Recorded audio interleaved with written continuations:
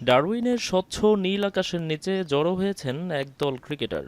রোদ ঝলমলে দিন, নয়নাভিরাম মাঠ, সেখানেই জোর প্রস্তুতি চলছে বাংলাদেশ দলের। অস্ট্রেলিয়ার মাটিতে প্রায় 2 যুগ পর টেস্ট খেলতে নামার আগে নিজেদের ঝালিয়ে নিচ্ছেন শান্ত মুশফিকরা। টানা দ্বিতীয় দিনের মতো অনুশীলনে নেমেছেন তারা, যদিও গতকালই পৌঁছানো সৌম্য লিটনরা যোগ দেননি এদিনও। নেটে ব্যাটিংয়ে নেমে বেশ মনোযোগী তানজিদ সাদমানরা। ওপেনিংয়ে দীর্ঘদিনের ব্যর্থতা কাটিয়ে ওঠার দায়িত্ব তাদের কাঁধে। দেখে শুনে বল ছাড়তে দেখা গেল তানজিদ তামিমকে। ক্যারিয়ারের মাত্র দ্বিতীয় টেস্টেই স্টার কামিন্স হ্যাজেলউড ত্রয়ীর মুখোমুখি হচ্ছেন তিনি। ম্যাচের আগেই তাই সাদা বলের খুনে মেজাজের খোলস ছেড়ে বেরিয়ে আসতে হবে 25 বছর বয়সী তরুণকে। আমি ভরসা রাখি হিরন স্মার্ট ওয়াটার পিউরিফায়ারে।